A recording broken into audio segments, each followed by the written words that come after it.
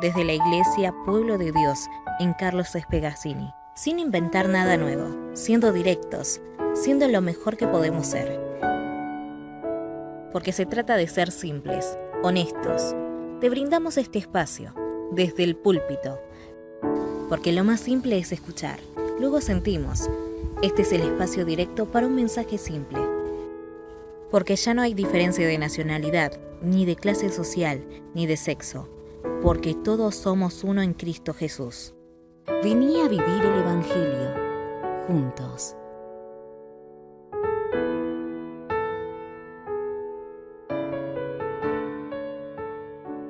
Hoy vamos a seguir con estas cartas de avivamiento.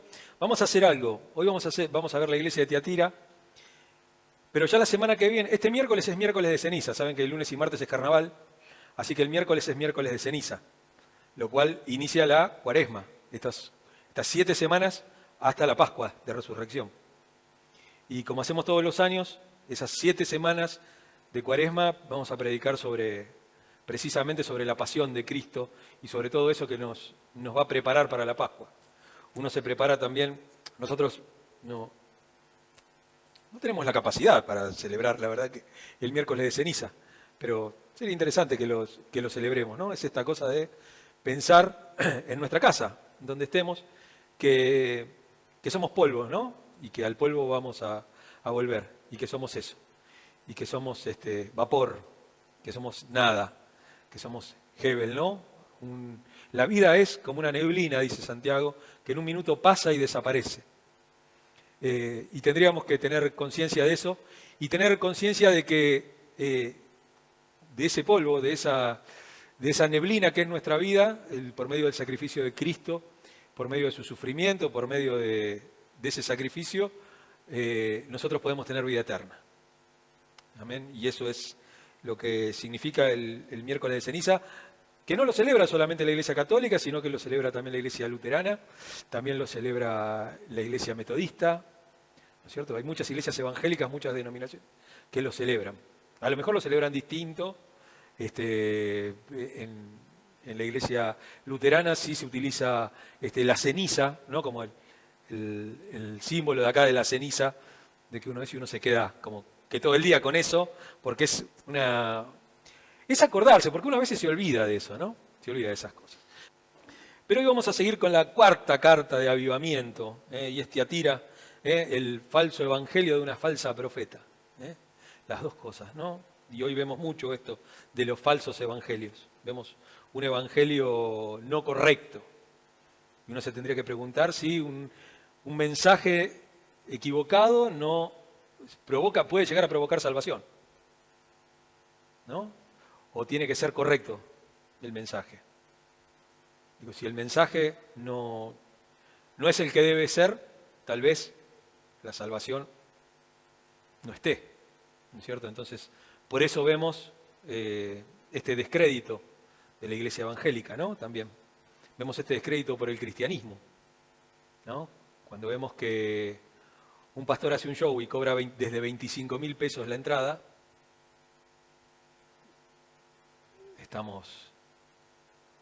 ¿Cómo uno puede ir a predicar?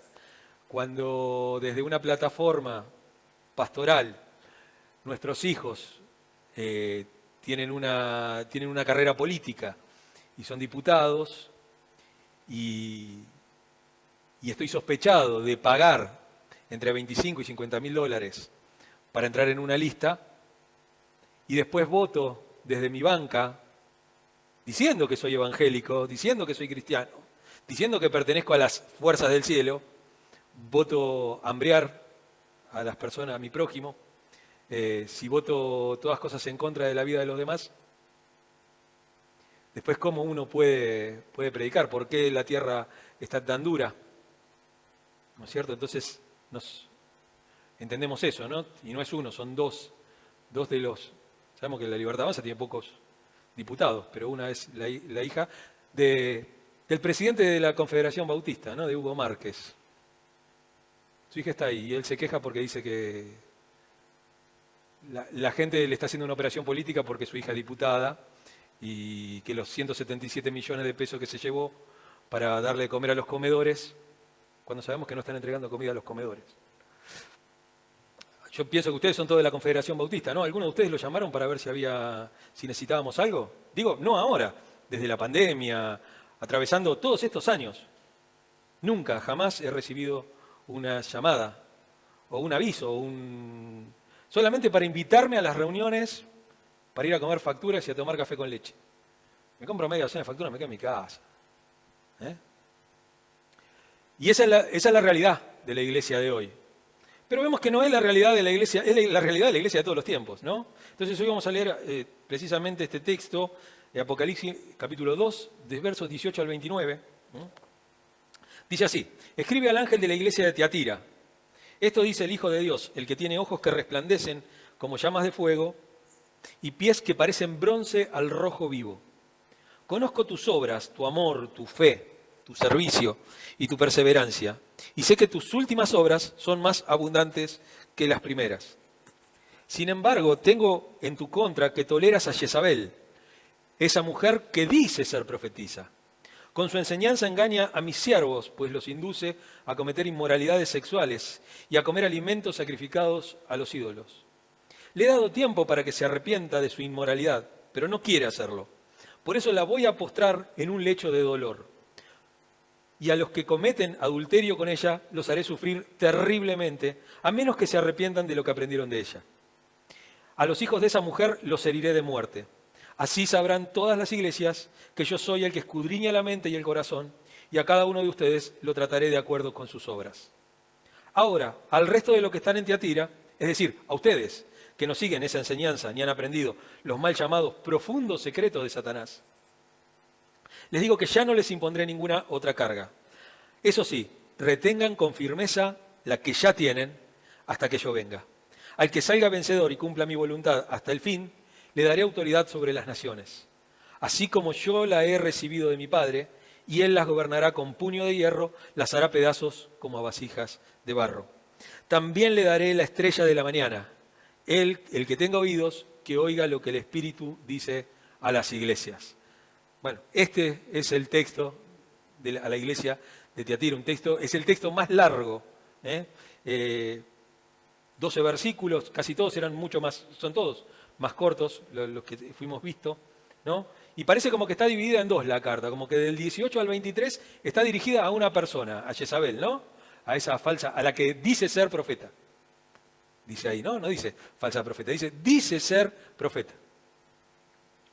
Y algo que tenemos que entender es que la palabra profeta en el Antiguo Testamento es tanto para el falso como para el verdadero. La misma palabra para profeta es exactamente la misma, para el falso que para el verdadero. Lo único que cambia es la actitud del profeta, ¿no? Está el profeta que dice lo que tiene que decir, lo que Dios le dice, y está el que dice lo que se le canta a él. Por los resultados de la palabra, si la palabra se cumple o no se cumple. De ahí tiene que ver con esto de la falsa profeta. Y Tiatira, y después del 24 al 29, tenemos como una carta a toda la comunidad. ¿No es cierto? La primera contra Jezabel, la segunda parte para toda la comunidad en general. Y Tiatira significa actividad sacrificial. Mire lo que significa esa palabra. Tiene que ver con a la idolatría del dios Apolo. Tiene que ver con eso.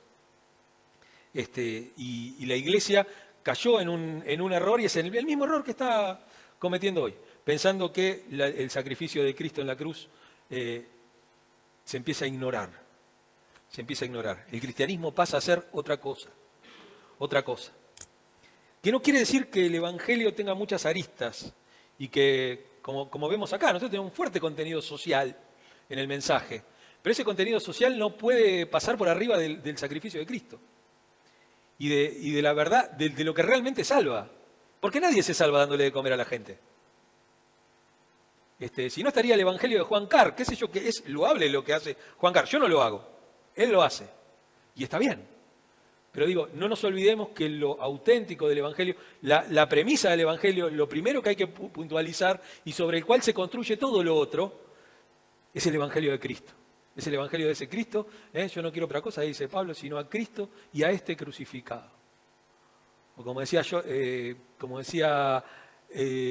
Charles Stanley, dice, yo predico a un Cristo, a un Dios desnudo y crucificado.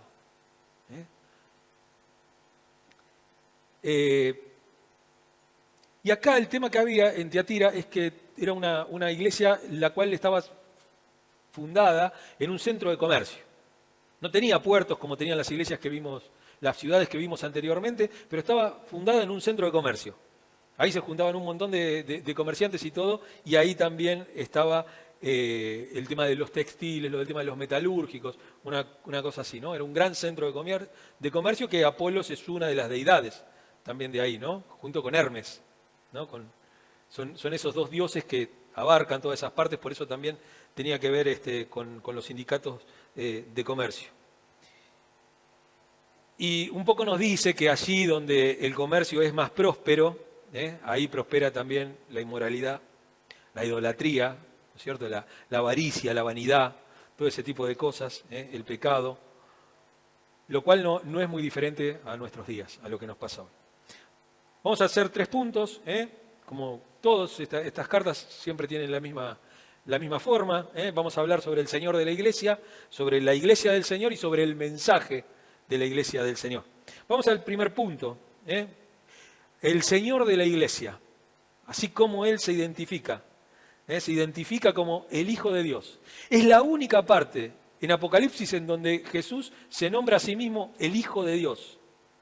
Es la única parte. Pero también otra cosa, dice, el que tiene ojos que resplandecen como llamas de fuego. Como esos ojos que tienen que ver con una parte negativa, si queremos, un mensaje negativo, que hablan de juicio, que hablan de ira, que hablan de... No son llamas de amor, son llamas de juicio. De eso se trata esa imagen de Dios, ¿no? Y tiene pies que parecen de bronce al rojo vivo. Y después nos va a aclarar, este mismo texto nos va a decir que con sus pies va a aplastar a los enemigos de la fe cristiana, ¿no? Es esa descripción nos prepara para esos versículos finales, ¿no? Donde él habla de que juzgará a las naciones. Y la juzgará con vara de hierro y romperá. Porque uno dice, bueno, pero la vara de hierro tiene que ver también, la vara tiene que ver muchas veces con el pastoreo, con el tema del pastorado de Jesús, ¿no es cierto? Él es el príncipe de los pastores, Él es nuestro buen pastor, todas esas cosas que ya sabemos sobre Jesús. Pero acá el tema es que si uno mira bien este texto y lo relaciona con el final, con los versículos 26 y 27, va a ver que esa vara de hierro es para quebrarnos como una vasija, dice, ¿no? Se está hablando de un juicio inminente. No es muy predicado hoy porque Dios es amor. Y está bien que Dios sea amor y es muy amoroso con sus hijos, es muy paciente, la verdad que tiene una paciencia que ninguno de nosotros tiene con sus hijos, ¿no? Porque hay algunos que dicen, yo le tengo mucha paciencia, pero yo nunca lo reto al chico y todo. Sí, a lo mejor le das el celular y lo dejas todo el día jugando, no tenés paciencia, ¿no? O no le das bolilla, ¿no? Déjalo, que se mate. Mientras que no haya pérdida de masa encefálica, déjalo. ¿Qué sé yo? Eso no es ser paciente, ¿no? Eso tiene que ver. Y Dios con nosotros es insistente, es paciente, tiene esas cualidades. Así que sabemos que Dios es amor, pero también sabemos que Dios tiene esa cosa de no dejar al pecador o al pecado o a la maldad, no la deja sin castigar. Que el castigo lo ponga sobre Cristo es otro tema, pero lo va a poner sobre Cristo en base a nosotros, a los que creemos en Él. El resto va a sufrir eso. Lo segundo, punto B, vamos a hablar de la iglesia del Señor, de esta iglesia de Tiatira. Escribe al ángel de la iglesia de Tiatira, ¿no? Ángel, mensajero, pastor, líder de la iglesia, ¿no? Escríbele a la persona que está a cargo de la iglesia. No es que cada iglesia tenga un ángel de la guarda, ni ninguna cosa por el estilo. Un ángel es un mensajero, la palabra ángel es mensajero, ¿no? Es alguien que da el mensaje de Dios. Y vemos estas características que ya las vimos un cachito en la introducción, pero Tiatira es la menos importante de todas las ciudades que vimos de Asia Menor. Es la menos importante con respecto, por lo menos, a lo que es religión. No era un centro religioso ni político, no era la capital de nada, como vimos que sí era la Pérgamo, por ejemplo. Pero tenía mucha importancia porque, como dijimos, se basaba el comercio, ahí estaban todos. Y tenía algunos templos, pero no era una sede importante del culto al emperador, como vimos que era Pérgamo, por ejemplo, ¿no? Como estuvimos viendo, que había un gran culto o al Estado. Y tenía otra característica, había pocos judíos en Tiatira, ¿no?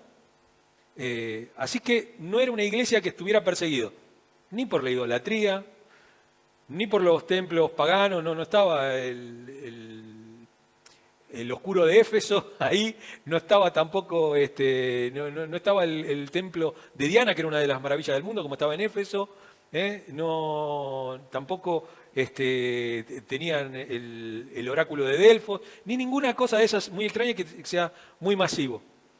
Y no tenían judíos que los persigan tampoco, porque acuérdense que los judíos, donde había una comunidad grande judía, la iglesia estaba perseguida por ellos también.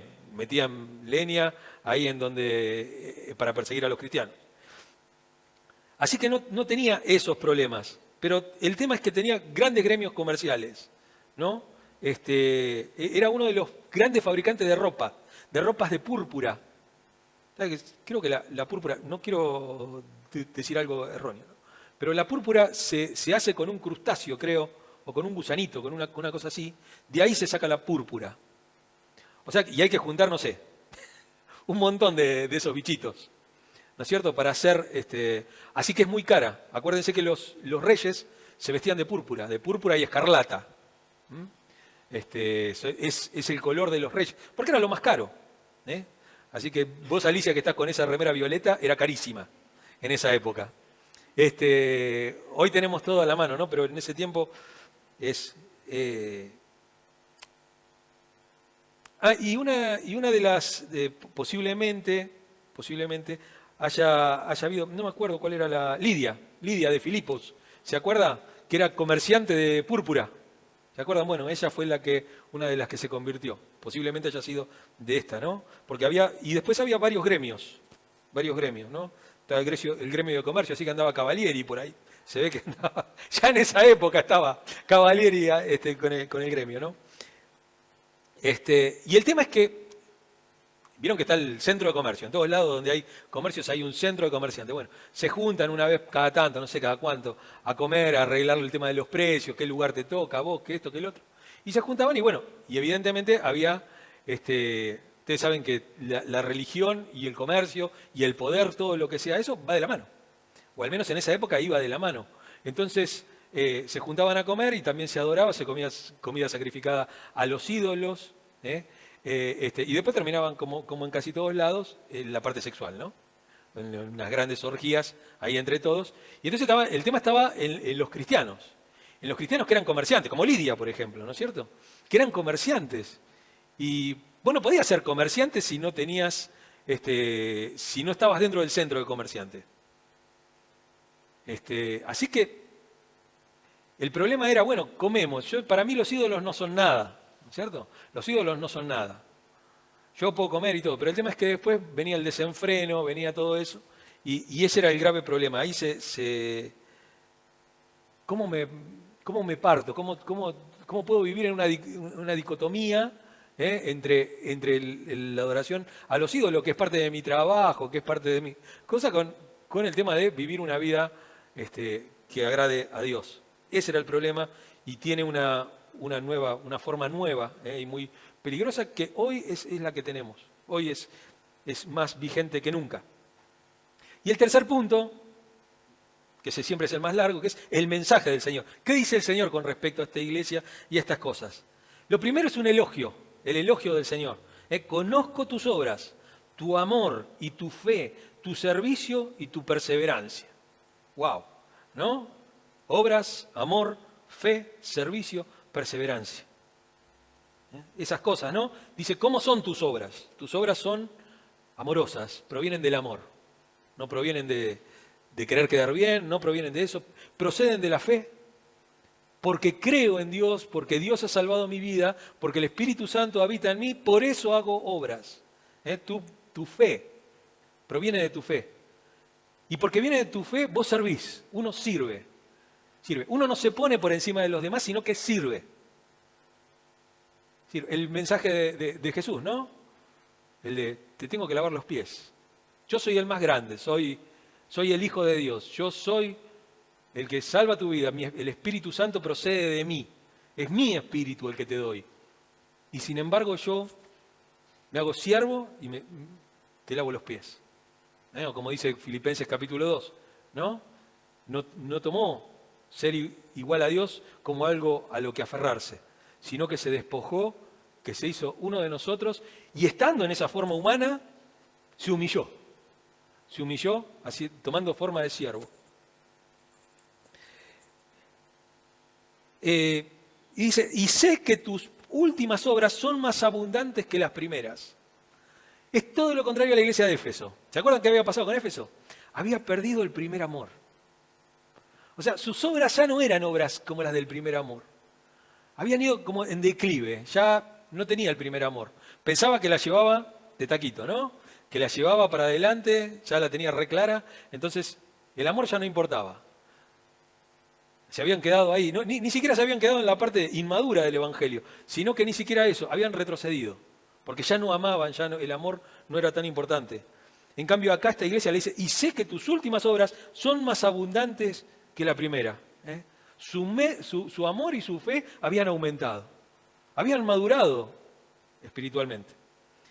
Y lo segundo es el reproche que le hace el Señor. El Señor siempre arranca por el elogio, ¿no? Y después dice, pero, y acá, sin embargo, tengo en tu contra que toleras a Jezabel, esa mujer que dice ser profetisa. Con sus engaños, con su enseñanza engaña a mis siervos, pues los induce a cometer inmoralidades sexuales y a comer alimentos sacrificados a los ídolos. Tengamos en cuenta lo del tema este, ¿no? Dice, toleras a Jezabel que dice ser profetisa. ¿Qué dice? No es profetisa, dice. El problema era de la iglesia era que aun cuando estaba creciendo espiritualmente, toleraban, tal vez para no cortar, ¿no? Que no se corte, que está todo bueno. Porque a veces pasa eso, la iglesia tiene a veces esos momentos en los cuales va creciendo y hay cosas que uno no las puede tolerar o no debería tolerarlas y las tolera porque dice, y justo ahora me voy a poner en... Entonces dejamos que pase eso, ¿no? Y habla acá de la inmoralidad sexual, ¿no? Dice, de esta mujer que no sabemos si se llamaba Jezabel, es un nombre también, ¿no? Es un nombre propio. Pero uno no sabe si realmente se llamaba Jezabel o era como el prototipo. Jezabel era el prototipo de esta mujer, ¿no? Ustedes recuerdan ahí en Primera Reyes 16:31, ¿no? Con Acab. Dice que no solamente el rey que ya se había comportado peor que su padre, dice, peor que el rey que lo antecedió, no solamente estuvo peor que eso, sino que encima se casó con Jezabel y terminó adorando a los ídolos, haciendo un montón de cosas, ¿no? Esta Jezabel de Primera Reyes es con aquella que lucha Elías. Pero el tema es que había una persona en el medio de la iglesia que, ¿vieron estas personas místicas ahí que le agarra el que no, porque yo tengo el conocimiento de no sé qué, todo eso? Pero muy grave porque empiezan a torcer la palabra de Dios, no se quieren, no sé, como me dijo alguna vez alguien, me dice, bueno, pero vos predicás sobre Romanos, yo Romanos ya me lo sé todo. ¿Y qué querés que te predique? ¿El Villiquen? Qué viejo que soy. El Villiquen, ¿no? No sé, ¿qué querés que te predique? La última temporada de Walking Dead, qué sé yo, no sé. ¿Qué querés que te predique? No, pero vos predicás sobre Romanos y yo Romanos ya lo sé. Evidentemente no lo sabía mucho, pero porque después con sus muestras dio que no lo sabía tanto. O al menos no lo ponía en práctica, lo cual es peor. Porque si no lo sabe, todavía. Pero si lo sabes y no lo pones en práctica, ahí está el problema. Y esas personas a veces terminan perjudicando a la iglesia con la enseñanza, con esa enseñanza rara, ¿no? Con esa cosa de cuál será el nombre de Jesús realmente, o hay que hacer esto, o hay que hacer el otro, esa cosa que fíjense, después lo vamos a ver. Esa profetisa dice, algunos fueron enseñados en los secretos de Satanás. Ya se había ido todo al demonio. Pero de verdad. O sea, ya era tanto la cosa, ¿no? Que te voy a enseñar en los secretos de Satanás. Dice que dice ser profetisa. Que dice. Los profetas hay que entender que siempre fueron muy honrados en todos lados y eran muy considerados muy importantes en la iglesia primitiva. Porque no se olviden que la iglesia primitiva no tenía Biblia. No tenían el Nuevo Testamento. A lo sumo, si leían algo, leían del Antiguo. Alguna cosa del Antiguo. Pero no había Nuevo Testamento. Entonces no tenían que leer. Entonces había una sola forma de poder dar el mensaje. Era a través de los apóstoles, que eran los que habían vivido con Jesús, los que habían aprendido el Evangelio de primera mano con Jesús, y después por medio de los profetas. ¿Por qué? Porque el profeta tenía una capacidad especial, para poder dar el mensaje. Pues no tenía nada escrito. ¿De qué iba a predicar? De lo que le habían contado los apóstoles, precisamente. Por eso se da esta cadena, ¿no? De los apóstoles, de los padres apostólicos, que son aquellos que aprendieron de los apóstoles, como veíamos el otro día, el caso de Ignacio, de todos esos, que son descendientes o discípulos directos, Clemente de Roma, todos esos son padres apostólicos, porque son padres de la iglesia. Y después vienen los padres de la iglesia, que son aquellos que son los que vinieron después de los padres. Y ya después vino la palabra de Dios, porque después ya se escribió la Biblia, se decidió el canon, se decidió cuáles son los libros que iban a entrar, se hizo una recopilación, todo, y ahí las cartas, vamos a ver, qué sé yo, cuántas cartas estaban realmente en circulación, ¿no? Porque las cartas están escritas, el primer evangelio año 50 y pico, más o menos, después de Cristo, o sea, 20 años después de Cristo. Una de las primeras cartas, la carta, creo, si no me equivoco, que la primera carta es la carta a Gálatas, carta a los Gálatas, años 50 y pico también. O sea, tenemos 20 años en los cuales el profeta y el apóstol tienen una importancia tremenda. Por eso es que nombran esos ministerios, se nombran esos ministerios. Y no porque hoy los necesitemos, sino que eran necesarios para esa iglesia. Hoy el trabajo del profeta y del apóstol ha sido reemplazado por el trabajo del predicador, del pastor, ¿no es cierto? Y también la interpretación comunitaria de la palabra de Dios, porque todos tenemos una Biblia. Todos, ninguno puede decir, no, yo la verdad que no tengo Biblia, no tengo esa carta justo porque así que no la puedo leer, no te puedo entender. Y el tema del oficio del profeta, ¿no? El oficio del profeta no era predecir el futuro, en este caso, ¿no? No era. Era más bien de un maestro inspirado, alguien que enseñaba inspirado. Hoy a lo mejor no podemos decir que estamos inspirados, porque la inspiración hasta cierto punto es un don que ha cesado, porque no hay más textos inspirados. No van a poner ahora Primera de Sergio en la Biblia. Ya está, la Biblia está cerrada como está, tiene todo lo necesario para nuestra salvación, para nuestra santificación, para todas esas cosas. Pero sí hoy tenemos maestros iluminados. Dios ilumina sobre las Escrituras. Por eso en la iglesia primitiva tenía esa característica, ¿no? Que ese relato inspirado explicaba las palabras y los hechos que hizo Jesús y el significado de la muerte y de la resurrección. Porque de entrada no se sabía realmente todo esto de la muerte y la resurrección de Cristo. Y bueno, está bien, murió y resucitó. ¿Y a mí en qué me beneficia todo eso? Eso fue creciendo a lo largo de los años, fue creciendo eso. Y cada vez se entendió más. Ustedes saben que Dios utiliza algo que llama, o que le pusimos nosotros de nombre, revelación progresiva. Uno va entendiendo a medida que va pasando el tiempo y la iglesia va creciendo. Y el mensaje de Cristo se hace más grande también, se hizo más grande. Se hizo más profundo, se le dio más sentido, a medida que fueron pasando los años. Y dice acá que esta Jezabel, que dice ser profetisa, y que había recibido revelaciones especiales de parte de Dios. Porque ese es el tema. Esta cosa de que yo recibí esta palabra de parte de Dios. Por lo general uno ve, hay varios tipos de profecías. Algunos profetas que conozco, Unos son re apocalípticos, te explican siempre te cuentan que viene el fin, que está ahí, que todo, como si no estuviera en la Biblia, ¿viste? Y dices, che, qué tipo grosa esta, qué tipo grosso que profeta que te viene y te dice que Dios va a venir a juzgar a las naciones. Ah, mira, no me conté, recién me entero. ¿No? Y está en la Biblia, ¿no? Y uno dice, es el profeta, qué sé yo. Bueno, está bien. Estamos predicando sobre Apocalipsis, mirá si necesitamos que alguien me venga a explicar o que nos venga a explicar eso, ¿no? Y la otra es, el Señor me dice que el año que viene estarás teniendo un hijo en tus brazos. Ah, dale, déjate hinchar. ¿En serio? A nosotros nos pasó. A nosotros nos pasó, ¿no? O esas cosas que la gente tiene, que quiere saber el futuro, que quiere saber si Dios le va a cumplir una palabra o no se la va a cumplir. Pero sabemos que los profetas tienen esa capacidad de ver la realidad. La realidad, eso que está atrás de la realidad, de la realidad que nos cuentan. Vieron que dicen que en todo hay un relato, ¿no? Bueno, hay una realidad, pues la iglesia te agarra y te dice, no, las cosas están re bien, estamos acá, somos todos juntos, y de afuera, ¿viste? Es el infierno. De afuera es el infierno.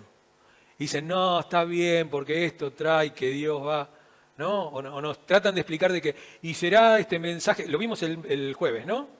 En la charla que tuvimos, ¿no? Y será predicado este evangelio final del... Entonces vendrá el fin. Y nosotros andamos buscando señales de ese fin, estamos buscando señales, y las señales no son para los cristianos. No son para los cristianos, ¿no? Uno será tomado, el otro será dejado. No es para los cristianos. No tiene que ver. Porque los 144 no es para los cristianos. Porque entonces verán la imagen de la Biblia. No es para los cristianos. No vamos a estar. No es para nosotros ese mensaje. No es para nosotros. Nuestro mensaje está totalmente revelado y es Cristo. Cristo es todo para nosotros. Es lo central. Y el tema es que esta mujer, que decía que era una maestra con autoridad del Señor, y la autoridad al maestro se la da la iglesia también, ¿no? Porque uno dice, mirá lo que dice. Bueno. Y buscaba seguidores en el medio de la iglesia. Eso pasa mucho, ¿no? Pasa mucho ese tema, de buscar seguidores adentro de la iglesia. A mí me ha pasado, yo he tenido experiencias de ir a otra iglesia, siendo pastor ordenado, todo, y quedarme callado. Yo no digo nada. No busco seguidores adentro de la iglesia. No, respetaba la autoridad del pastor que está a cargo de la iglesia. Si él me pedía ayuda, me decía algo. Yo estuve, no sé cuánto tiempo habremos estado en la iglesia de Saiza con José Luis. Yo jamás me metí en el tema del ministerio, no, para nada. Para nada. Cuando él me pedía una ayuda o un consejo, quería que haga algún trabajo especial, sí, cómo no. Si podía, si no podía le decía que no. ¿No? Esa cosa, pero hay gente que si no tiene lugar en la iglesia, ahí se va, se toma el piojo. ¿No? Bueno, no, pero a mí me presentan ahí en esa iglesia como miembro fundador. Mirá qué importante.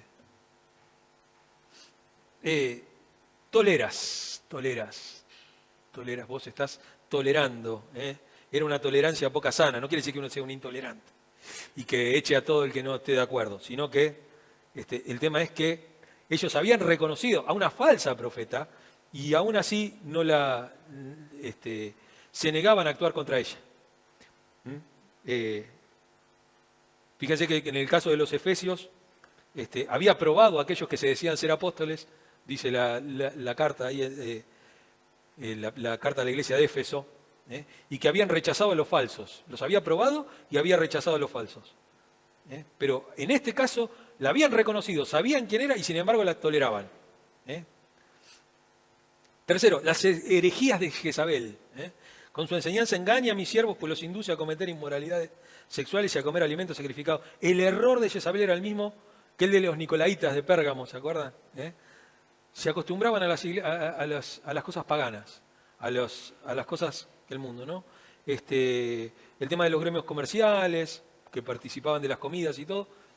No pasa nada. No pasa nada. ¿En qué parte participás? Digo, ¿no? Porque una cosa es la comida. ¿Participás en la comida? ¿Estás ahí en la reunión? Cuando empieza el despiole, tómatela, ¿no? Que a veces llevaba a la moralidad. ¿Y cuál es el mandato del Señor? El mandato, cuarto. Le he dado tiempo para que se arrepienta de su inmoralidad, pero no quiere hacerlo. Probablemente Juan, que escribe el Evangelio, que no sabemos si es el apóstol Juan, es muy poco probable que sea el apóstol Juan el que esté escribiendo este Apocalipsis, pero este Juan probablemente la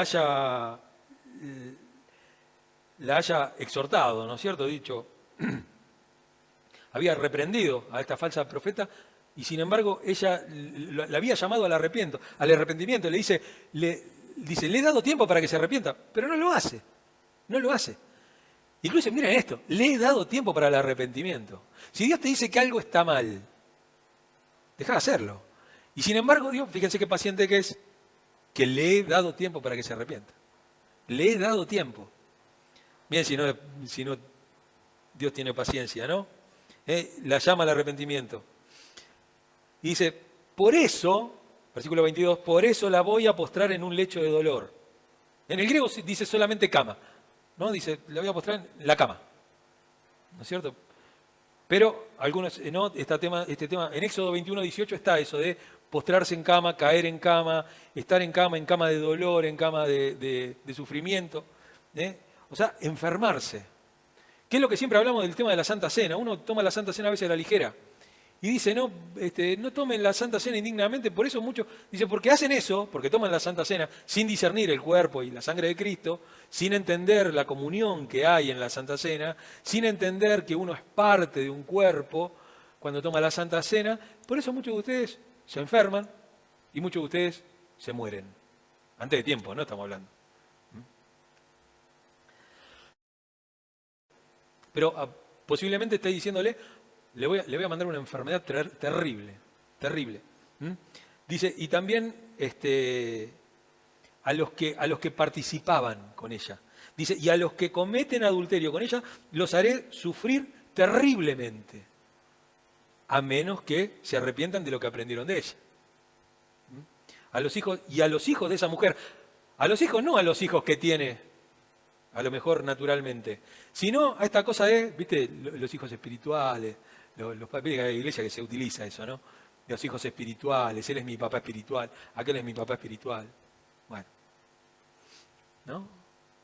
Debe ser que tenemos una avidez porque nos llamen padre, ¿no? Como la iglesia católica, ¿no?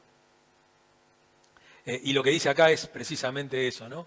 Es que a esos hijos, a esos seguidores que estaban tan comprometidos con ella, que eran hijos y que hacían todo lo que ella decía, o a lo mejor también puede ser que hayan tenido relaciones sexuales con ella en alguna de estas fiestas. Yo quiero creer que no, quiero creer que no es así, sino que estaban comprometidos con las enseñanzas de esta mujer. A los hijos de esa mujer los heriré de muerte. Una cosa son aquellos que se unieron en adulterio con la profetisa, y aquellos que son llamados sus hijos directamente. Había algunos que andaban ahí, pero hay otros que no, que estaban recomprometidos con ella, ¿no? Y acá esas dos cosas, Juan aparentemente lo que nos quiere decir acá es que uno tiene que adaptarse y uno tiene que entender que tenemos que distinguir entre aquellos que todavía están trabajando y que se están arrepintiendo y que están en un trabajo de crecimiento espiritual, y aquellos que tienen cierta altura espiritual y siguen todavía en eso, ¿no? Esta cosa de que le he dado un tiempo para que se arrepienta. Y acá también lo mismo, dice, yo los voy a hacer sufrir a menos que se arrepientan. Si se arrepienten está todo bien, ¿no? El arrepentimiento, no hay perdón de pecado sin arrepentimiento y sin un cambio de actitud.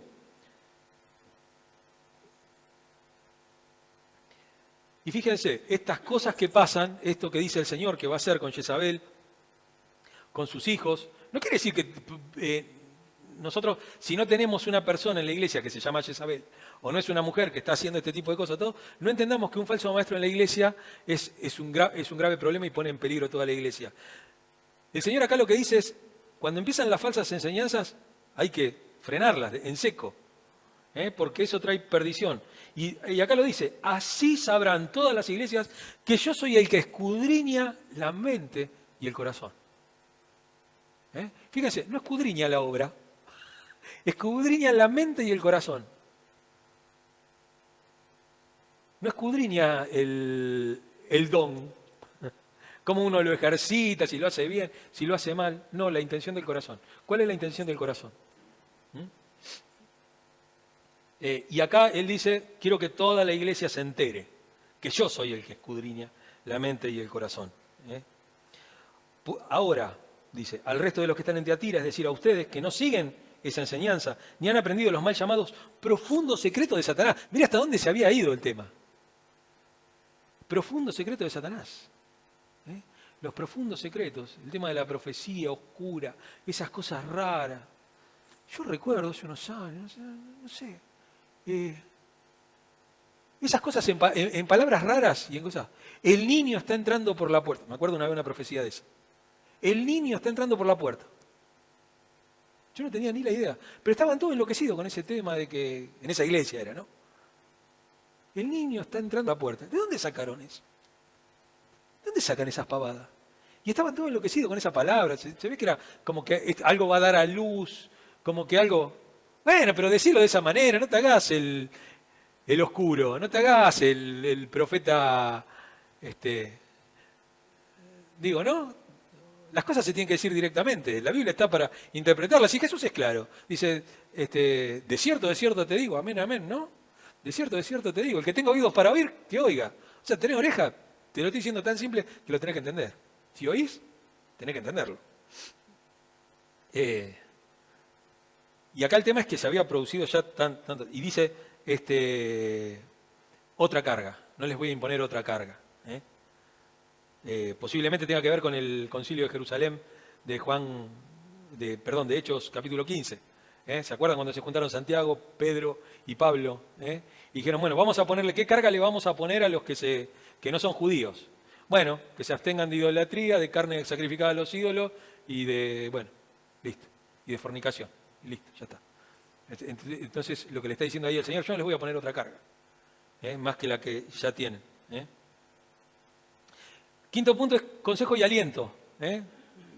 Había un consejo y un aliento del Señor. Dice, así que retengan con firmeza lo que ya tienen hasta que yo venga. En vez de agregar una nueva lista de demandas, lo que dice el Señor es, aquello que han aprendido, aquellos en lo cual en el Evangelio han aprendido, ustedes manténganse fieles a eso. Dice, y al que salga vencedor y cumpla mi voluntad hasta el fin, le daré autoridad sobre las naciones. Un cristiano verdadero no acepta otra voluntad que no sea la voluntad del Señor, sino que simplemente alguien que habla de parte de Dios tiene que precisamente decir que guarde las obras de Cristo, las obras que Cristo le ha mandado. Como hablábamos el otro día, que nombrábamos ese pasaje de Romanos, ¿no? Les pido que presenten sus cuerpos como sacrificio vivo, y siempre en obediencia a Cristo termina, ¿no? En obediencia a Dios, que es el culto racional. Le daré autoridad sobre las naciones, así como ya lo hablamos el otro día, lo del tema de las naciones, de reinar y los tronos. Uno se ve a veces sentado en un trono, todo no tiene nada que ver con eso. Cuando Dios gobierna, nosotros pertenecemos a ese reino, pertenecemos al reino de Dios. Él las gobernará con un puño de hierro, las hará pedazos como a vasijas de barro. El tema ese, ¿no? De cómo Dios obra también, no como Dios juzga. Dice, así como yo la he recibido de mi Padre. El gobierno del Mesías es algo que Dios le otorgó y que por ende, al estar nosotros en Cristo, también lo recibimos nosotros. Y bueno, la última frase es la estrella de la mañana, ¿no? Porque con el nombre estrella de la mañana también es un nombre que se le da a Satanás, ¿no? Estrella de la mañana. Pero también es el nombre que se le da a Cristo, ¿no? Pero Satanás tiene esa cosa de querer mimetizarse con Cristo, ¿no? Pero también tiene que ver con nosotros. Tiene que ver con, les daré el brillo de la estrella de la mañana, ¿no? Como, no recuerdo, creo que es Pedro que dice, ustedes brillan como luminarias, ustedes son luminares de este mundo. No brillan con luz propia. Dijimos que no somos estrellas, ¿no? Que somos en todo caso lunas. La luna no brilla con luz propia, brilla con la luz de una estrella. Pero esa estrella es Cristo, la estrella de la mañana. Y vamos al cierre, a la conclusión, a nosotros y la palabra. Lo primero son las tentaciones económicas. Este tema, ¿no? Que son temas económicos los problemas que había en Tiatira. Precisamente los gremios económicos, las prebendas, todo ese tema. Y uno tiene que entender que uno está en este mundo y está en esta sociedad de mercado también, y uno participa de un sistema económico internacional, ¿no? que opera con falta de equidad. Porque uno a veces compra una zapatilla, un pantalón, una remera que está hecho por gente que está siendo explotada. ¿No es cierto? Hay que tener conciencia de eso y hay que luchar en contra de eso, ¿no? El trabajo esclavo, ¿no? Los diamantes de sangre, ¿no? Como los diamantes de Sierra Leona, que de algunas ciudades de África, en donde hay diamantes los cuales se hace sobre la sangre de las personas, ¿no? De la gente más pobre, trabajando en las minas, ahí sin ningún beneficio, sin nada. El oro, la plata y el cobre, ¿no? La conquista de América, ¿no? También. Como los españoles se llevaron todo el oro explotando a los pueblos originarios, ¿no? También, para sacar esto. El comercio tiene esa cosa, ¿no? Cuando hablamos a veces de la mano invisible del mercado. Bueno, tengamos cuidado con la mano invisible del mercado. Porque la mano invisible del mercado trae pobreza, trae muerte, trae enfermedad, trae un montón de cosas, ¿no es cierto? No tiene en cuenta al hombre. El hombre, como dijo algún sabio de esto del mercado, dice, bueno, el costo laboral es un costo más. El trabajo es un costo, el salario es un costo más, ¿no? No, el costo salarial tiene que ver con la vida del hombre.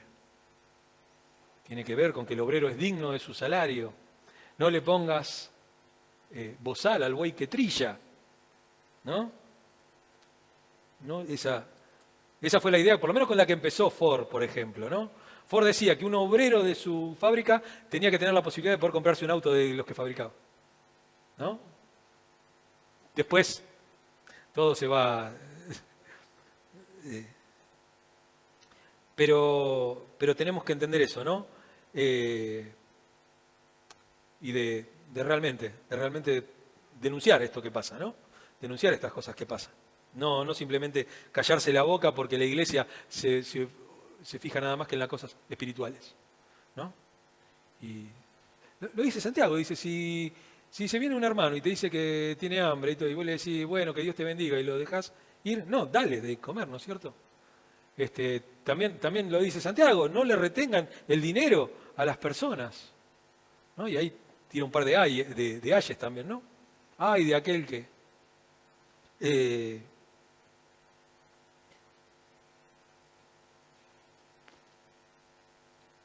Lo segundo es el evangelio y el pluralismo moderno, ¿no? Esta cosa de todas las cosas, los principios de la tentación, ¿no? Que hoy tenemos tantos principios. Roma era tolerante con las religiones, siempre que no hicieran afirmaciones universales, ¿no es cierto? Siempre dijeran, esta es la verdad es así. Fíjense qué sabio, qué piola, qué astuto que Jesús. ¿Y qué es la verdad?, le dijo Pilato. Bien, no le contestó, ¿no? A veces uno dice, bueno, no, porque la única verdad es la mía y todo. En tu corazón, ¿vos creés que esa es la verdad? Cristo es el camino, la verdad y la vida, lo tenés en el corazón. No tenés por qué andar tirándole abajo las cosas a los demás. No vayas a escupirle el asado a nadie. No vayas a meterte. El otro día lo hablaba con mi psicólogo. No, como dice Eclesiastés, ¿por qué ser tan justo? Dice, no seas justo de más. No seas más que justo. ¿Por qué perder la vida? ¿Para qué vas a perder la vida? No intentes ser más justo que Dios. ¿No? Dios tiene esa cualidad también, ¿no? Pero tampoco tenemos que tener esta cosa del relativismo religioso, ¿no? Bueno, pero esto es así todo. Y yo digo, yo la verdad que puedo charlar con un musulmán, puedo charlar con un católico, puedo charlar con todos. Con todos, ¿no? Pues yo tengo mis propias convicciones, yo tengo mis convicciones. Convicciones son plenas, son inamovibles. Pero hay algo con lo cual no puedo transar. Y es con la falsa doctrina de la propia iglesia evangélica. Porque el juicio empieza por la casa de Dios. Por ahí empieza el juicio. No importa si después creo que el resto están perdidos o creo que no. No importa eso. A mí lo que me importa es el mensaje que la iglesia da. ¿Qué está saliendo de nuestros púlpitos? Eso es lo que realmente tenemos que ver. Porque no iba a juzgar a la pitonisa de Éfeso. No le dice Jesús, yo voy a postrar a la pitonisa de Éfeso, que está ahí en la pitonisa del oráculo de Delfos, que está dando ahí profecía, porque la voy a postrar y a sus hijos los voy a matar a todos. No. Dice de alguien que está adentro de la iglesia. Esa la deja, esa está perdida. Bueno, ¿qué va a hacer? Prediquémosle.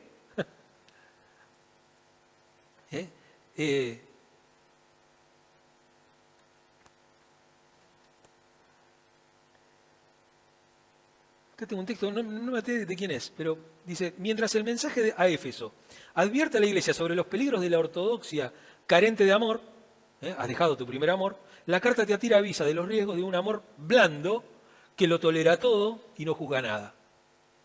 Pues no juzga, no, pero dice Dios no juzgues. No juzgues a lo de afuera, adentro tenemos que hablar de esas cosas, ¿no?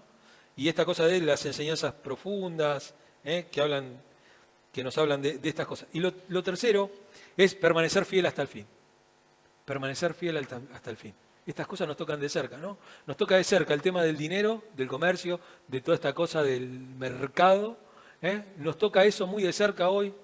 Nos toca muy de cerca esto de las falsas enseñanzas también, y nos toca muy de cerca esto de permanecer fiel a aquello que hemos aprendido, lo que hemos aprendido, lo que hemos tocado, lo que se nos ha revelado por medio de la palabra de Dios, es eso en lo que tenemos que permanecer fiel hasta el fin, hasta el fin.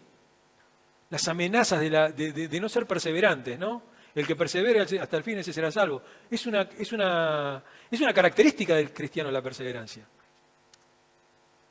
Es una parte del corazón que Dios nos da, que es un corazón nuevo, que es un corazón... Ese corazón es perseverante, persevera en las cosas de Dios. Y ahí a veces es cuando entendemos esta cosa de la iglesia visible y la iglesia invisible, ¿no? Esa iglesia que nosotros vemos y esa iglesia que Dios ve. Nosotros a lo mejor podemos ver la iglesia llena y no sabemos quién es salvo, quién no es salvo. Pero yo lo que sé es que el que persevera en las cosas de Dios, el que toma la palabra, que la lee, que la rumia, que la pone en práctica, que está ahí, esa persona es una persona perseverante, por lo tanto, el Espíritu de Dios es el que la está guiando. En cambio, cuando vemos a esas personas que siempre están buscando la novedad, bueno, habría que dudar un poco. Habría que empezar a tratarla como una persona a la cual hay que predicarle para que se convierta, ¿no? ¿Recuerdan ustedes cómo es el tema de la disciplina, no? Si tienes algo contra tu hermano, primero andá y decíselo en la cara. Si no te da bolilla, agarrá 2, 3. Y si no, tenelo por publicano y pecador. Y cuando publicano y pecador no es que le pegues una patada y lo eches de la iglesia. Está diciendo, volvele a predicar. Tenelo como alguien que no conoce el Evangelio. Tratalo con esa ternura, con ese amor, con esa paciencia que se le tiene a aquellos que no conocen el Evangelio. Por eso necesitamos, Dios con estas cartas nos da suficientes advertencias para que tengamos cuidado, y que estemos, estemos atentos, vigilantes, a no perder esto, a no perder el foco, de lo que es el Evangelio de Cristo, ya que, cierto de todo,